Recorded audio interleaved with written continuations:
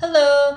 I just finished reading Thomas Hardy's Far from the Maddening Crowd, which was originally written in 1872, and I think it's going to be one of my top 10 favorite reads of this year thus far. So I wanted to give a little summary of it and then try to go into what I liked about it.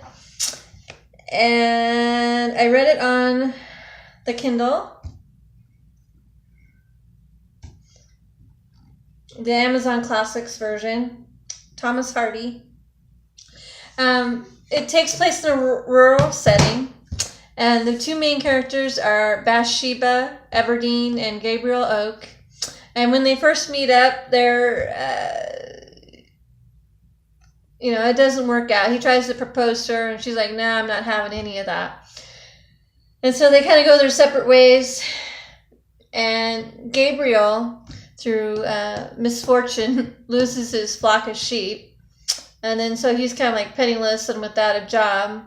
And since Gabriel had last seen her at that point, she had inherited a bachelor's uncle's sheep ranch. So he gets a job with her, and she's still kind of like, she won't give him really the time of day. She marries this one guy named Troy, who turns out to be a really bad mistake, not only personally, but for the ranch as well in some ways. And Troy, unbeknownst to Bathsheba, was actually had an affair with Fanny, who was a former servant of Bathsheba's uncle. And she ends up in the poorhouse and pregnant, and it is implied that she died giving birth to a baby. And Bathsheba, because Fanny was a former servant, and by this time she kind of knows what happened. And so she brings the coffin back, Fanny's coffin back, to her house and has it there, because I don't think Fanny really has any other family. But at this point, and I would never do this, but she opens the coffin and she sees Fanny and the baby there. And Troy and Bathsheba have a fight, and he pretty much tells her he doesn't really love her. And then he goes off. He goes for a swim in the cove. I don't think he really meant to commit suicide, but he gets caught up in a riptide. But he does get saved. But he doesn't bother to tell Bathsheba or anybody else that, he's okay. And he takes off.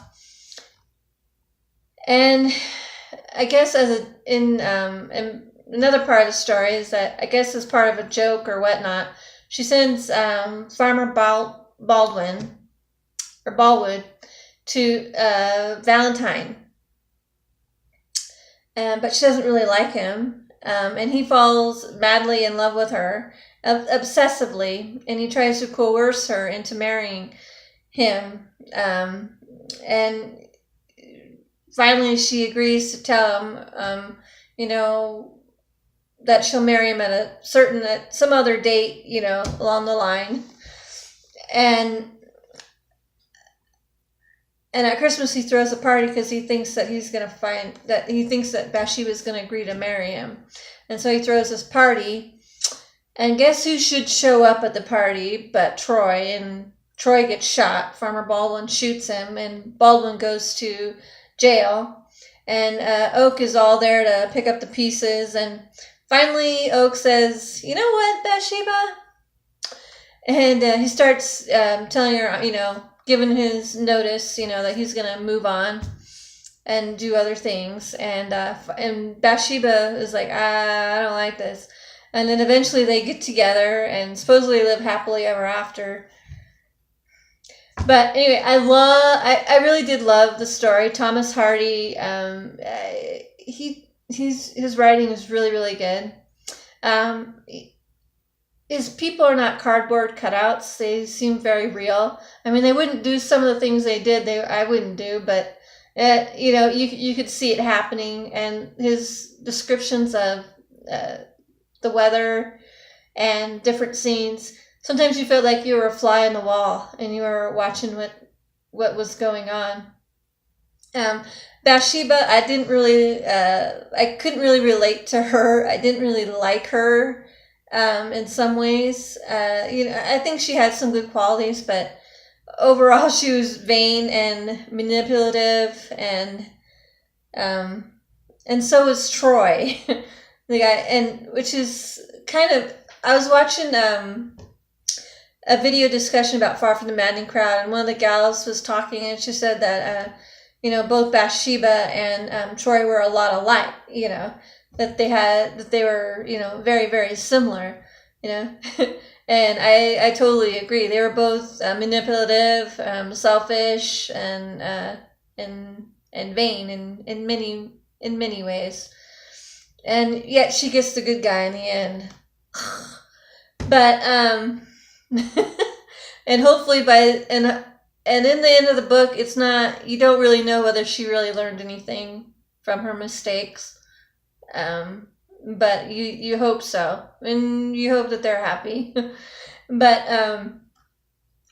yeah, it was really good. She reminds me a lot of Scarlett O'Hara, and I'm wondering if Margaret Mitchell had her in mind when she was writing. I mean, she could have been sisters with Scarlett O'Hara. I think she's like the English version of Scarlett O'Hara. I've never read the book, but I've seen the movie. I think I read half of this Gone with the Wind, but I didn't read the whole thing. But that's kind of what I think of her. Gabriel is probably my favorite person in the book. And Troy needed a lot of help,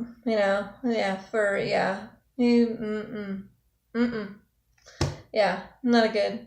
And Baldwin, I felt really, really bad for him, but he did bring some of it on himself. He shouldn't, but and Gabriel, he was kind of like the Saltworth. He was like, even though he was in love with Bathsheba, he didn't let it prevent him from doing things and moving on with his, moving up, or making his life better. He didn't, he just kept going, and that's what I liked about him. He was kind of like straightforward, go ahead, honest, and just an all-around nice guy. And that's what I liked about him. But of course, in Thomas Hardy's writing, you're supposed to like Gabriel. He's the guy you're supposed to like. And but you never knew whether those two were gonna get together, really. But yeah, I mean, I really, really enjoyed it. I really, really did. So, yeah. So that's my take on Thomas Hardy's Far From the Maddening Crowd. And thank you for watching. Please like and subscribe. Thank you. Bye-bye.